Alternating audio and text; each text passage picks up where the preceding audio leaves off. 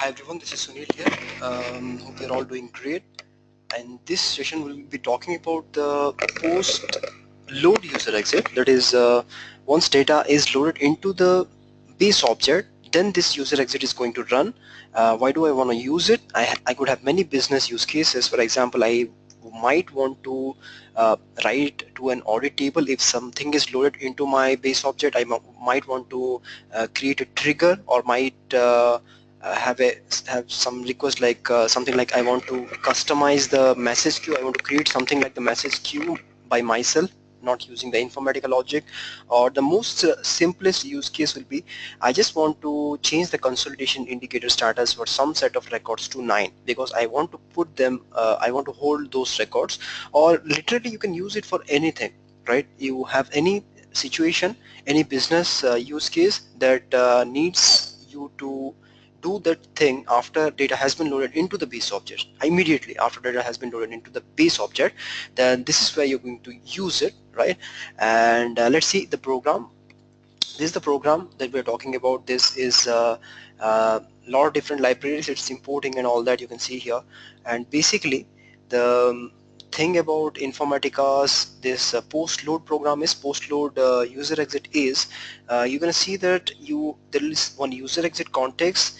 There is an action type that is that will be insert for if the record is inserted, and it will be update if the record is updated.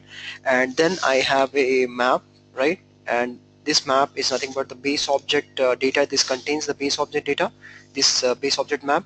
And this xref data map is a Java map that contains my cross-reference data. And this is the same thing, but the only thing is this is only used if you have enabled dynamic timeline, right? Otherwise not.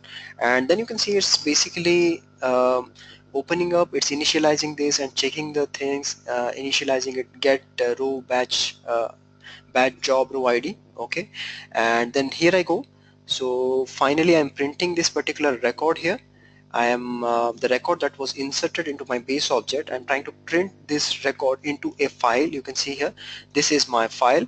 So a file will be generated named hub user exit pl.txt, which I have already ran and checked it, and that is fine. So you can see here that I am printing this base object record here, this cross-reference record here, and this will not be needed because I'm not using dynamic timeline. And this is my below program that prints it. You can see it's just a map. This map contains my base object records, and I'm just typing it like record count, then the map type, and this is where the record is. And when you actually run it, this is the output of the program. You will see a file will be created named this, and this is what it is. This is the record that was inserted. You can see the tagline is update. That means this record was updated into the base object, right? Not inserted. And the count is 1. That is total, only one record was loaded, right? Maybe this was done using either real time or using data manager or something. And then you have a row ID object, which is nothing but if you go to this program, the row ID object is the key and this is the value.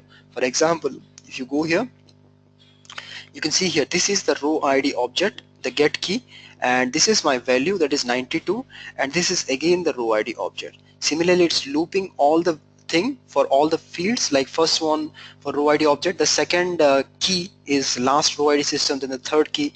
Okay, similarly it's getting all the values and it's fetching the record here, right? And this is about the cross reference. So you can see here the cross reference information, row ID system is lookups and all those things, right? So you can see all the logs here. This is you can see pretty big log. This is my second record, my third record, and all those things. Okay, so you can see all the logs here. And basically this is the program, this is the thing that was created as a result of this user exit program, and everything, every information is logged in here, right? So that is my objective here, and this is the program. And you can go ahead and you can copy this program. Okay, you can copy this program and convert it to a jar file and run it. This is a big activity because you need to load data into the base objects. It's going to take a lot of time. So I have done it earlier, so you can go ahead and try to do it. For this program, you can check the website and you can copy this program from the website, right? And I hope you understood the program. Might not be easy for people who are coming from an ETL background, but still this is not a complicated stuff. It's not complicated program. It's just a basic thing about enhanced part of the post stage, where we are just using the concept of maps, okay, and list here, right? So that's it. I hope you understood what's a post, load, user, exit, how to read the data that is loaded, the table name if you want, then that is present in this user exit context, the base of the table if you want. Want for what? You might want to restrict the user exit only for a particular table. If you want that, then that is available in this user exit context.